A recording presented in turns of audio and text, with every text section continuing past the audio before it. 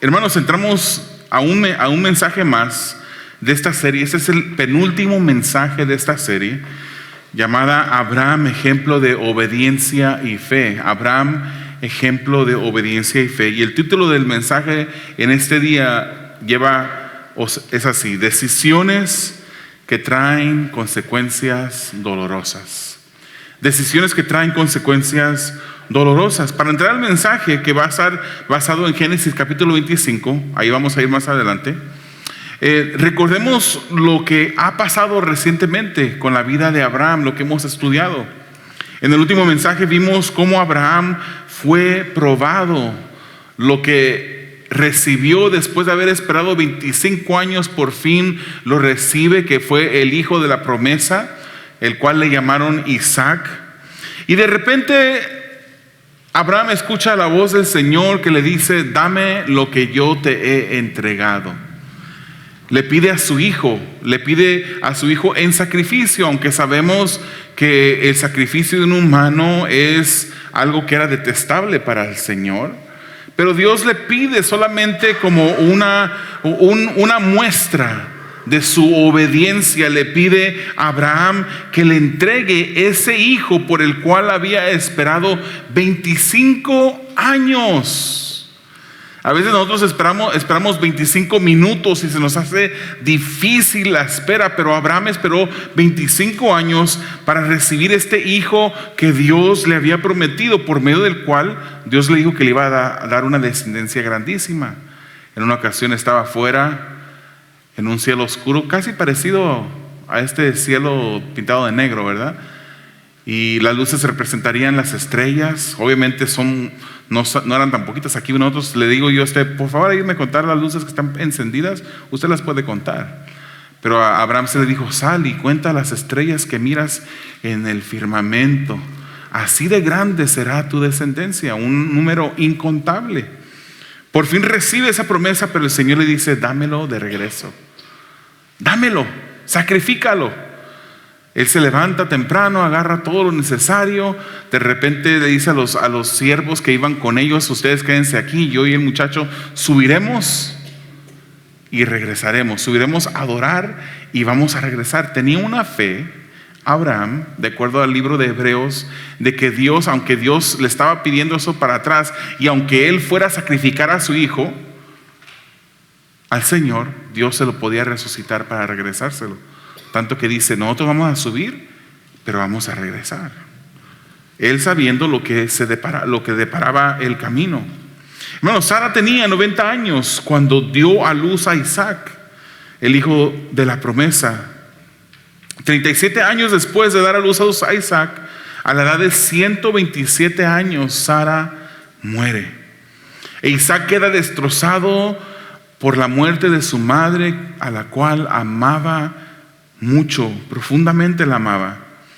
Y Abraham resuelve buscarle esposa a Isaac y agarra a ese siervo que tenía de su casa, que se llamaba Eliezer, y lo manda a la tierra de donde había salido Abraham, o sea, de su tierra. Como quien dice: si usted es mexicano, mandó a su hijo a México, a Eliezer a México, para buscarle una esposa a Isaac. En Génesis 24, versículo 67, vemos la llegada de la esposa de Isaac. Se llamaba Rebeca. Y cuando Rebeca llega a la vida de Isaac, dice la Biblia que Isaac fue consolado en gran manera. Génesis 25 nos dice que cuando Isaac tenía 40 años, se casó con Rebeca. Entonces, hermanos, el título de esta mañana del mensaje, lo decimos de nuevo: decisiones que traen consecuencias dolorosas. Y para plantear una base a la historia que estaremos viendo en este día en Génesis, vamos a decir y recordar, hermanos, que hay decisiones que no tienen grandes consecuencias. Por ejemplo, usted decidió ponerse la ropa que usted trae en este día, pero no habrán consecuencias porque usted decidió eso, ¿verdad? Podía haber escogido el vestido rosa, pero escogió el vestido de otro color, la falda de un color, pero podía haber escogido el otro. Nadie, de repente, si acaso alguien le pueda criticar porque no se pudo combinar de la manera correcta, pero esa no es una consecuencia grave. Hay decisiones que tienen consecuencias grandes.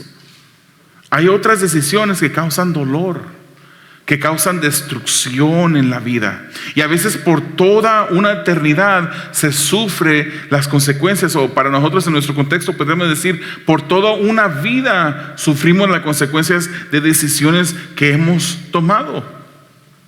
Veremos, hermanos, cómo hemos visto como un ejemplo de Abraham, al haber tomado la mujer que era sierva de su esposa para acostarse con ella, para tener un hijo a través de esa mujer, por medio del cual nació Ismael, fue una consecuencia que trajo consecuencias difíciles para Abraham.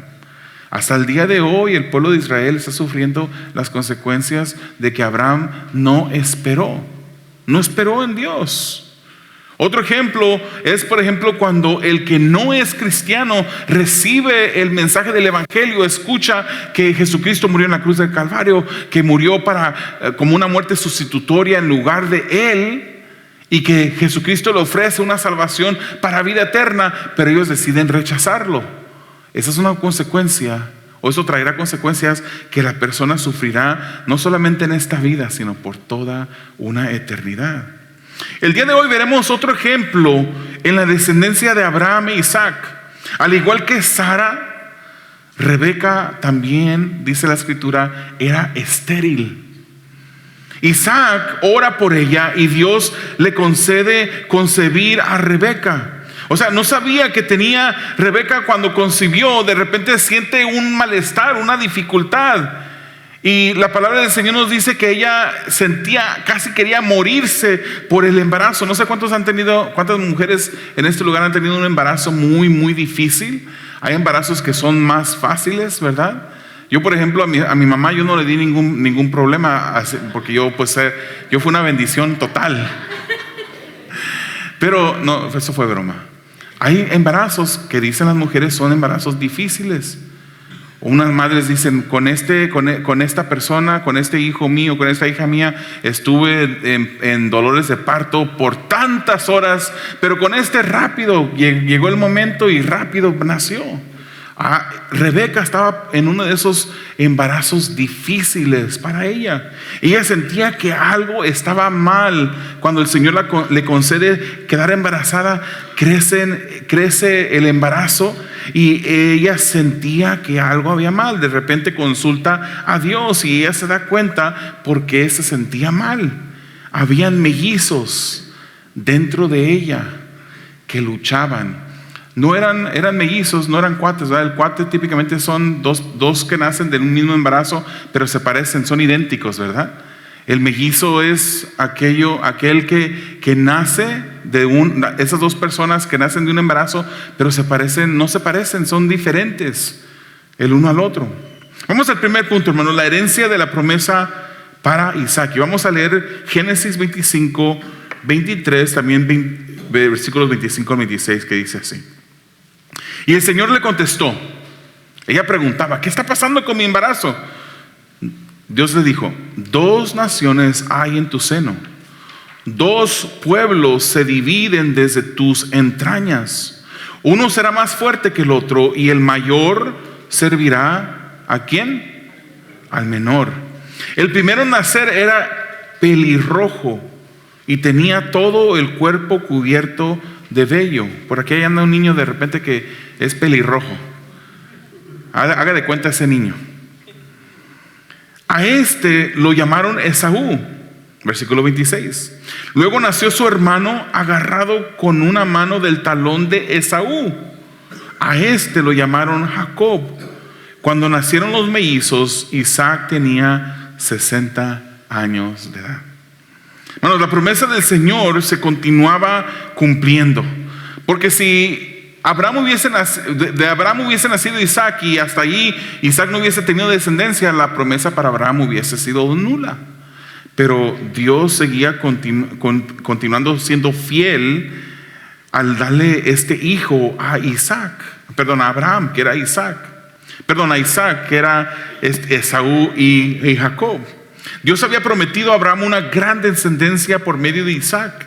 Dios hacía su voluntad y cumplía su promesa, dándole a Isaac una descendencia. Posiblemente ningún embarazo para ninguna mujer es totalmente grato. Y vemos que eso fue la situación de Rebeca. Nos damos cuenta de que habían dos criaturas luchando dentro de su vientre, dentro de Rebeca. Me imagino que el embarazo de ella, aparte de doloroso, fue un embarazo preocupante. Ella no sabía que habían dos seres en su vientre y notaba mucho movimiento dentro de ella. Sabía que algo estaba mal y fue tan doloroso que ella decidió, incluso dice la escritura, que decidió morir en un punto de su embarazo. Ella decía: quiero la muerte, prefiero la muerte. En su preocupación, en su dificultad, hizo lo que ella debía de hacer, que fue y consultó a Dios. Cuando pasamos por dificultades, eso es lo que nosotros debemos de hacer: orar. Cuando el Señor Jesucristo, predicando todo un día, multiplicando a 5 panes y 2 peces en una cantidad de comida lo suficientemente grande para darle de comer a una multitud de más de 20,000 personas, Él de repente, después despide a las personas, y aunque fue un día arduo de trabajo, Él se va a orar.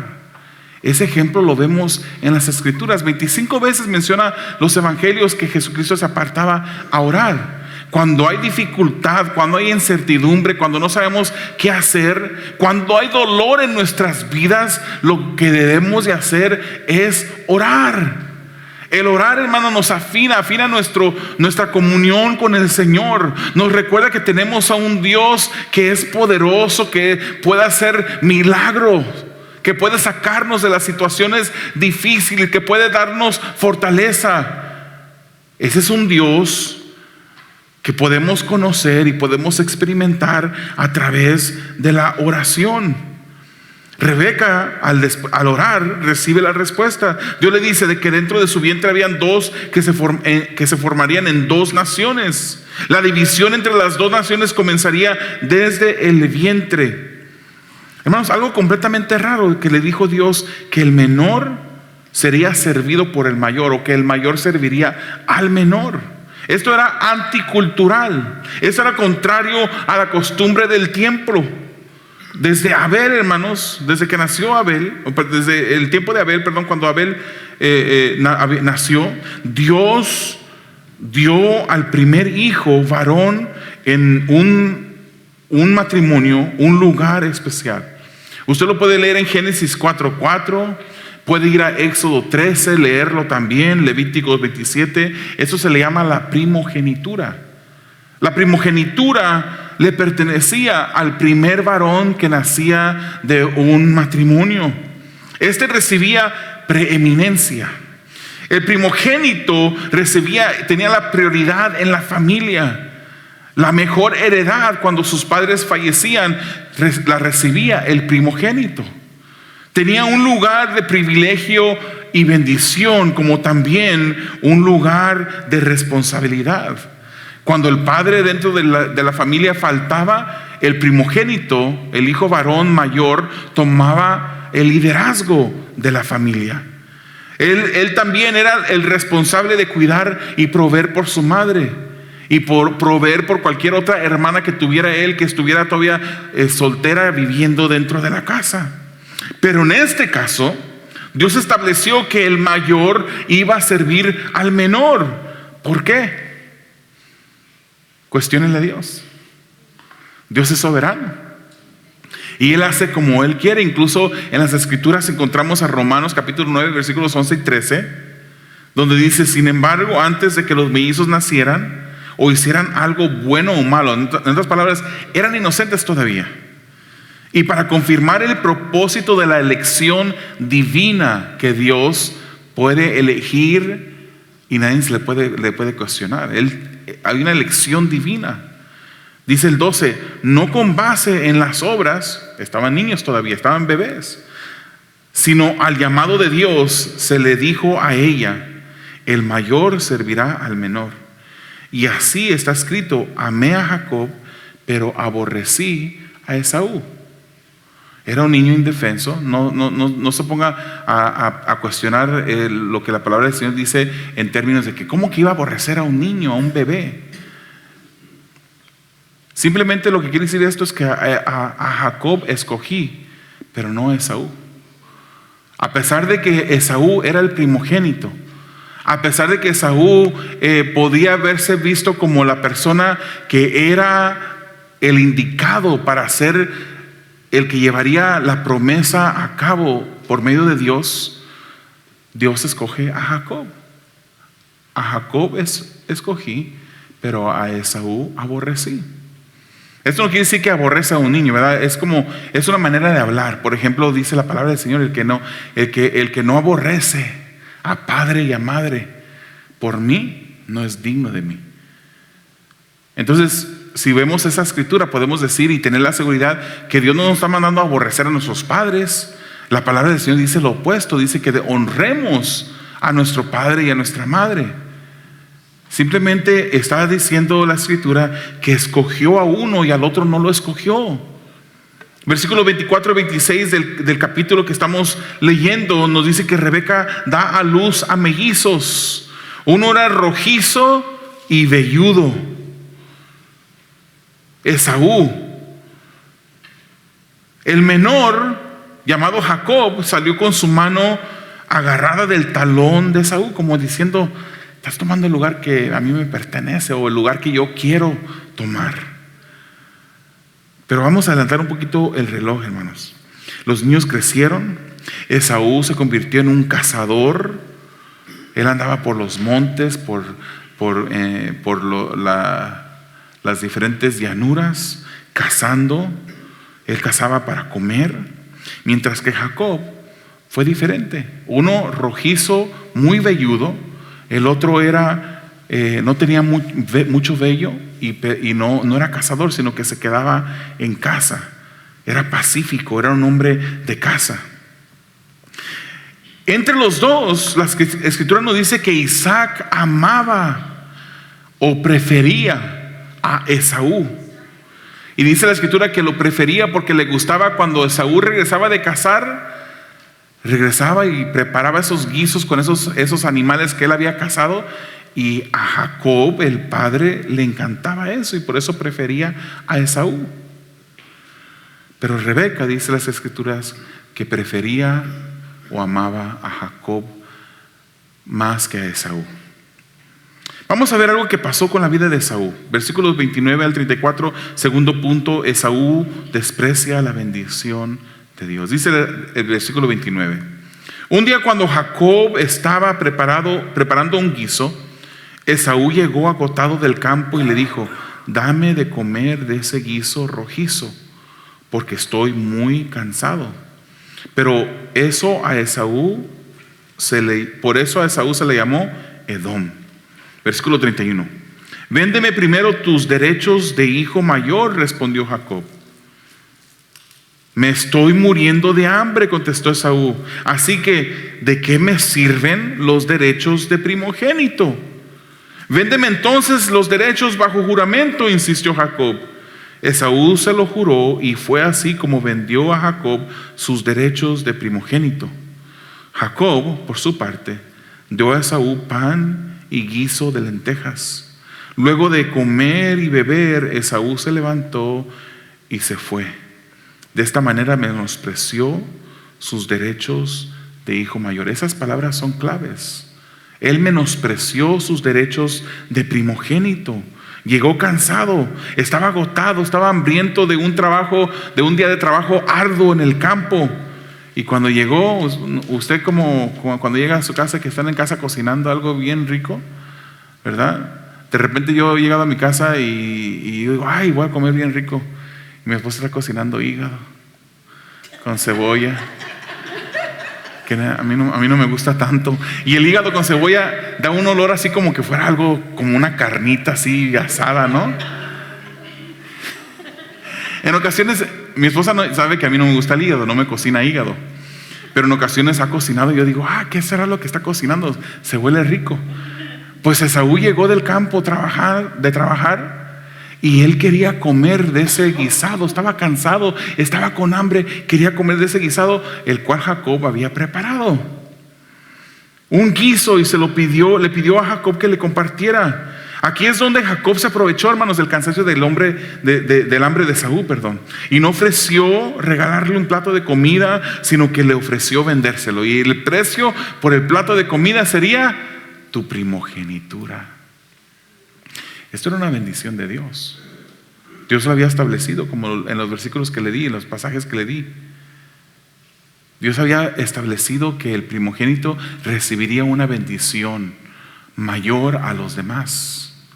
Esto venía de Dios. Y Jacob dice de repente: pues me estoy muriendo de hambre. Si no como, aquí me voy a quedar. ¿De qué me sirve tener la primogenitura? Está bien, te la voy a vender. Y Jacob se sale con la suya. Vendió la primogenitura, le compró la primogenitura a Esaú, y Esaú se sació.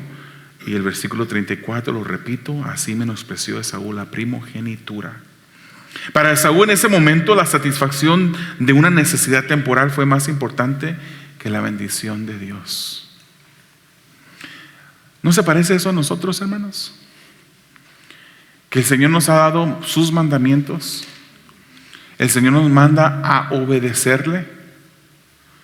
Dijimos la semana pasada que uno de los indicativos de un hijo de Dios es su obediencia.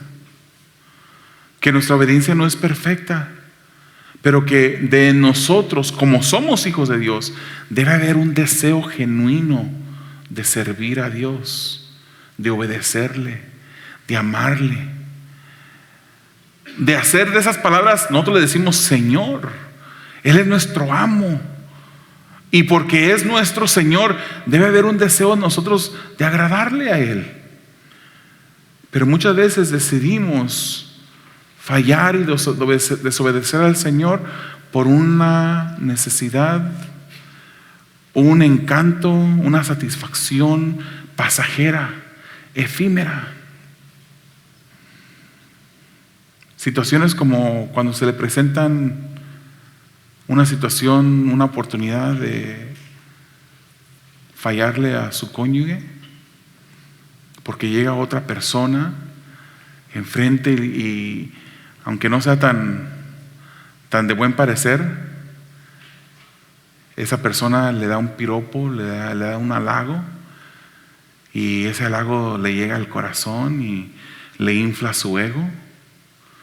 Se presentan situaciones en las que podemos fallarle al Señor. Nuestra decisión, no importa cuál sea la necesidad, debería siempre tener la necesidad de obedecer a Dios, debería sobrepasar cualquier otra. Deberíamos siempre reconocer de que nosotros estamos aquí para glorificar su nombre. Hay decisiones que traen consecuencias dolorosas. Una relación, hermanos, ese ya es el tercer punto. Una decisión en la relación de estos hermanos resultaría en conflicto entre ellos. La Biblia nos llama a buscar la paz, a no estar en conflicto, pero ellos terminaron en conflicto. Dice la Escritura, si es posible, en Romanos 12:18, en cuanto depende de ustedes, vivan en paz con todos. Pero esta decisión que tomó Esaú de vender la primogenitura resultaría en discordia, en pelea, en separación. La naturaleza pecaminosa, cuando se deja seguir su curso, resulta en discordia, no en paz. El hombre que se deja dirigir por el Espíritu Santo busca la paz. Pero el que no quiere nada con el Espíritu no va a buscar algo que es del Espíritu. La naturaleza pecaminosa, cuando se le da lugar, cuando se le suelta la rienda, busca lo opuesto. Por ejemplo, el hombre natural, inconverso, no tiene deseo de ser santo. El Hijo de Dios es distinto, hermanos. Romanos 6:22 dice: pero ahora que han sido liberados del pecado. ¿Cuántos hemos sido liberados del pecado? Entonces aplica a nosotros. Dice: y se han puesto al servicio de Dios, cosechan la santidad que conduce a la vida eterna. Este versículo nos exhorta a limpiarnos, nos exhorta a buscar la santidad, con que la palabra del Señor dice, sin la cual nadie verá al Señor. Hebreos capítulo 12, versículos 14 dice: busquen la paz con todos y la santidad, sin la cual nadie verá al Señor. Asegúrese de que nadie quede fuera de la gracia de Dios, de que ninguna raíz amarga brote y cause dificultades y corrompa a muchos, y también de que nadie sea inmoral ni profano como Esaú. Ahí está Esaú, es el mismo Esaú, quien por un plato de comida vendió sus derechos de primogénito. Después, como ya saben, cuando quiso heredar esa bendición fue rechazado. No se le dio lugar para el arrepentimiento, aunque con lágrimas buscó la bendición. Hay consecuencias dolorosas a decisiones que tomamos. Hebreos nos instruye a buscar, hermanos, que busquemos. Sabemos que la santificación, hermanos, es una obra del Espíritu de Dios, que dependemos de Dios en nuestra santificación, pero también tenemos una responsabilidad en la santificación de esforzarnos. Usted está aquí en este día porque se ha esforzado. Otros no están aquí, no digo que no son esforzados. Habrán tenido alguna otra cosa que hacer, no sé, algo urgente que salió de improviso de último momento, otras que tenían algo planeado. Está bien. Pero cada vez que nos acercamos a la congregación, nos reunimos, usted podía estar haciendo otra cosa, ¿no? No preferiría su cuerpo estar ahorita en la playa debajo de una palma tomándose un coco bien frío. Bueno, ahorita no está tan caliente, ¿verdad? Pero otras cosas su cuerpo quisiera estar haciendo, pero está aquí, obedeciendo el mandato del Señor, que no dejemos de congregarnos como algunos tienen por costumbre. Dice la Biblia en Hebreos. Estamos aquí. Cuando usted abre la palabra, la Biblia en su casa, usted lo hace porque quiere recibir algo espiritual. Su cuerpo prefería estar leyendo novelas, o estar viendo novelas, o estar viendo alguna serie de Netflix. Qué fácil es. El cuerpo es así, hermanos. Usted sabe el término binge watching, o creo que así se dice. Es cuando de repente sale una serie en Netflix y usted mira desde el primer episodio hasta el último de la serie, de la temporada 1, 2, 3, 4, 5 y 6. Porque el cuerpo es fácil. Plantarse enfrente de la televisión y estar mirando todo eso es fácil. La santificación requiere de esfuerzo. Cuando oramos en nuestras casas lo hacemos porque queremos que Dios nos santifique. Cuando leemos la palabra queremos que el Señor nos hable, porque queremos que el Señor nos santifique.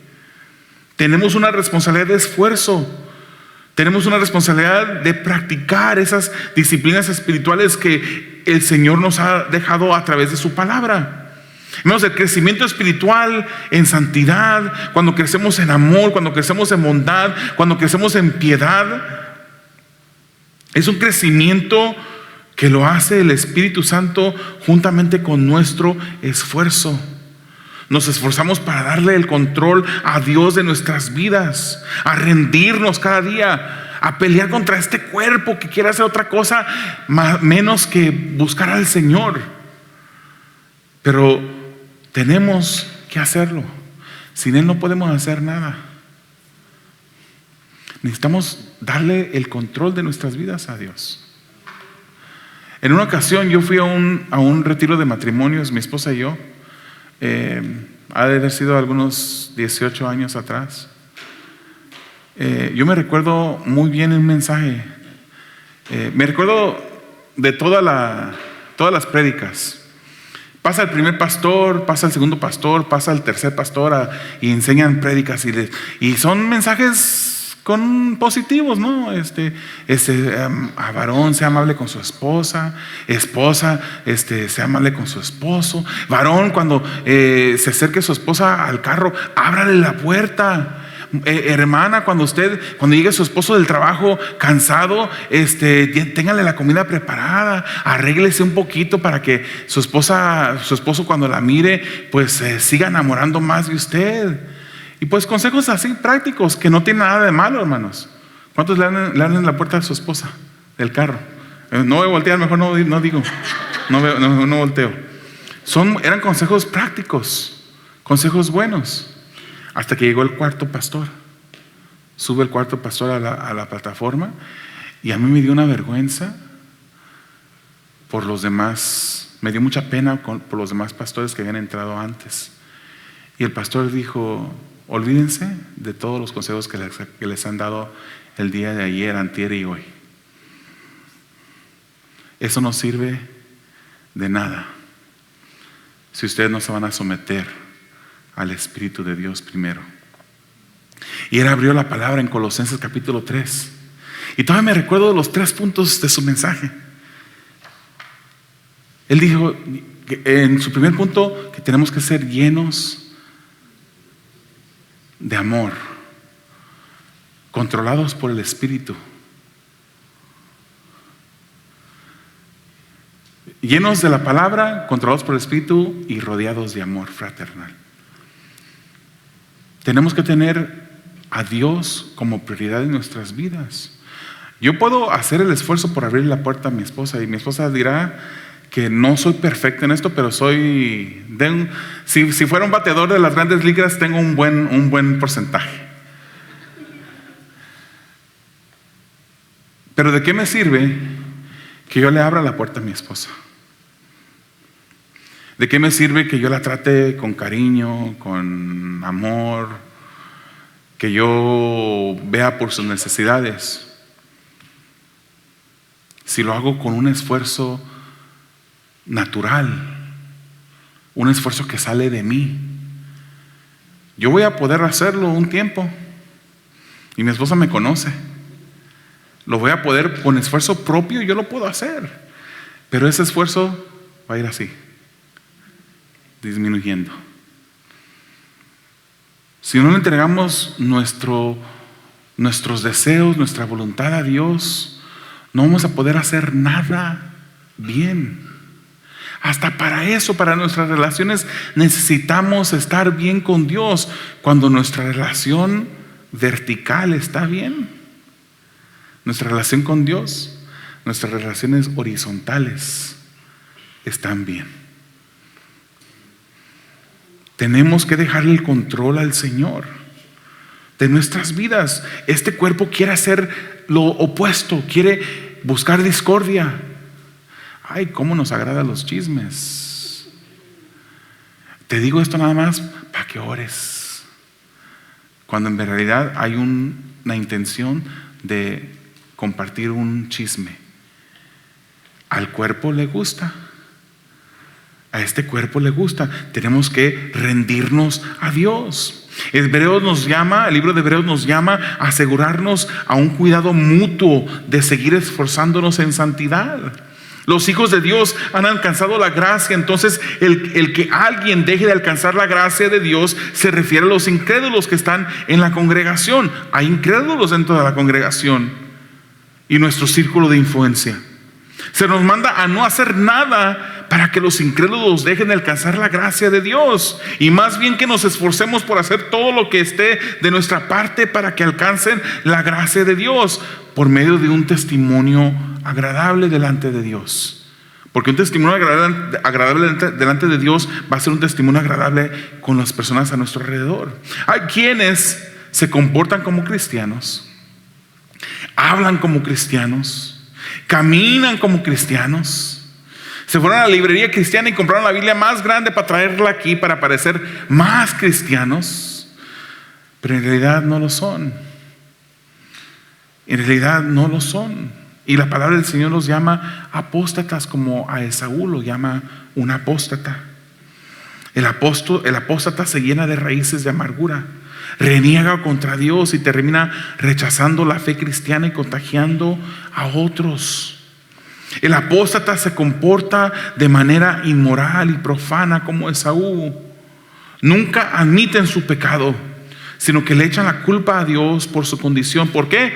Porque no le han rendido su vida enteramente a Dios. A Esaú se le compara con un apóstata, hermanos. Esaú prefirió la satisfacción de un momento de placer y vendió la primogenitura, despreció la bendición de Dios La bendición que Dios le había dado a él por ser el primero en nacer.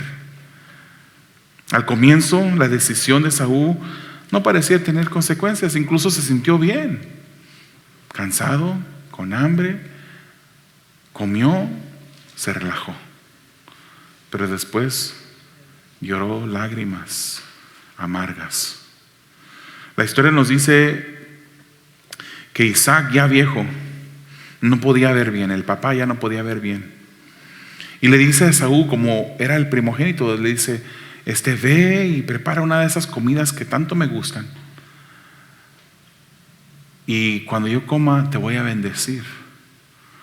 Esaú sale al campo a cazar una presa para luego regresar a cocinar eso y recibir la bendición. Pero en eso, Rebeca, la madre, había escuchado el plan y le dice a Jacob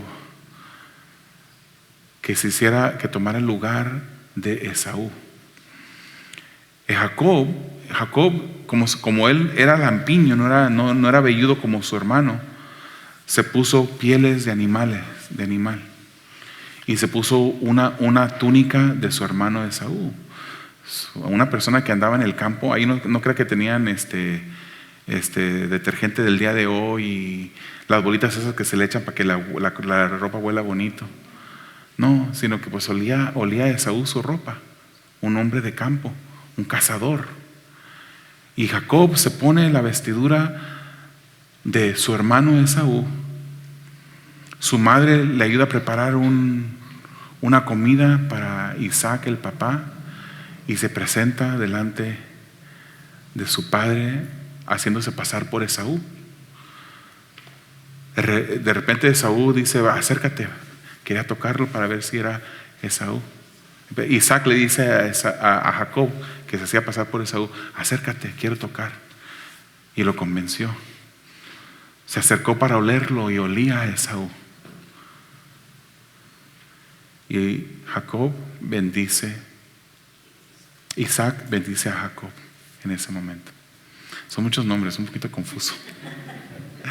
Lo bendijo a Jacob.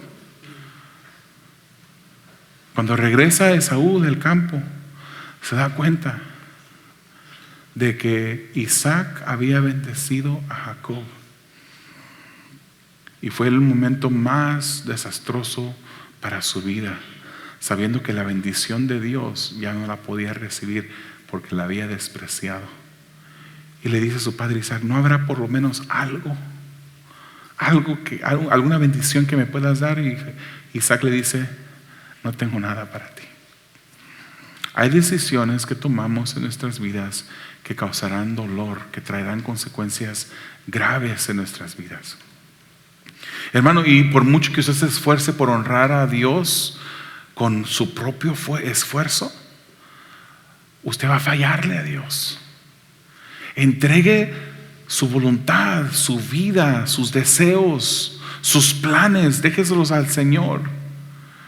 Esfuércese por día tras día venir delante de Dios en oración, en lectura de la palabra, para que el Señor vaya moldeando sus deseos, vaya cambiando su voluntad y la vaya alineando más a la voluntad de Él.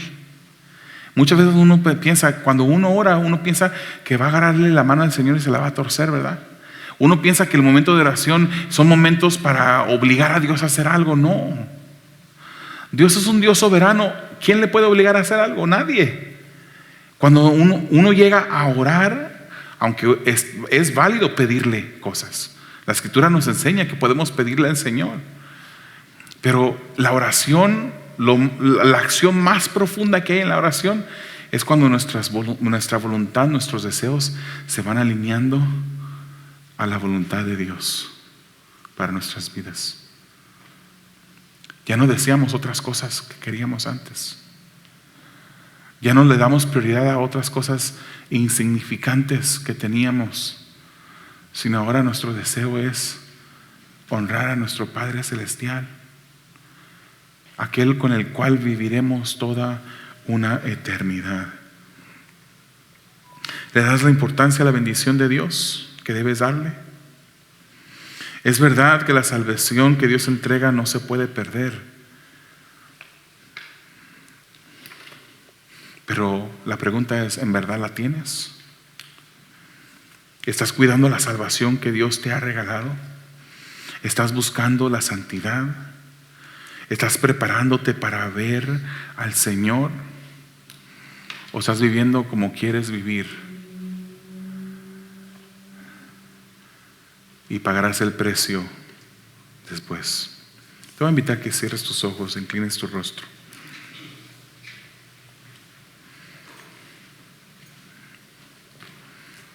Hemos cantado, Señor, queremos conocerte. Queremos conocerte. Hay diferentes niveles de conocer al Señor. Si eres un hijo de Dios, ya le has conocido. Pero ahora nos toca meternos en profundidad con el Señor para conocerle cada día más. ¿Cómo estamos viviendo? ¿Qué estamos haciendo en nuestras vidas para honrar a nuestro Creador? A Él nos debemos y a nadie más. ¿Qué decisiones hemos tomado en el pasado que nos están causando dolor hoy en día? ¿Qué decisiones estás por tomar que causarán consecuencias dolorosas en el futuro? Acerquémonos más a Dios. Honrémosle. Amado Dios, te damos a ti la honra y la gloria por tu bondad, por tu misericordia, por esta palabra. Señor, no queremos despreciar la bendición como la despreció Esaú. Queremos, Señor, que tu bendición esté con nosotros continuamente y que tú seas honrado a través de nuestras vidas. Yo oro por mis hermanos en esta congregación. Cada uno que ha escuchado y los que escucharán este mensaje en un futuro, Señor, yo te pido que tú nos ayudes, que tu Espíritu Santo traiga convencimiento a nuestros corazones y nuestras mentes, de tal modo que podamos hacer decisiones que te honren, obedecerte, amarte, seguirte cada día mejor, Señor. Ayúdanos, Padre. Somos humanos. Podemos, Señor, ser distraídos por las situaciones de la vida, pero ayuda a que nuestras vidas, Señor, sean vidas enfocadas, que pongamos nuestros ojos puestos en ti siempre, Señor. Tengamos nuestros ojos puestos en ti siempre para honrarte, Señor, y que tú nos bendigas espiritualmente, nos sigas bendiciendo de todo tipo de bendiciones, Señor, en nuestras vidas. Te lo pedimos confiando que tú lo haces en el nombre de Jesús. Amén.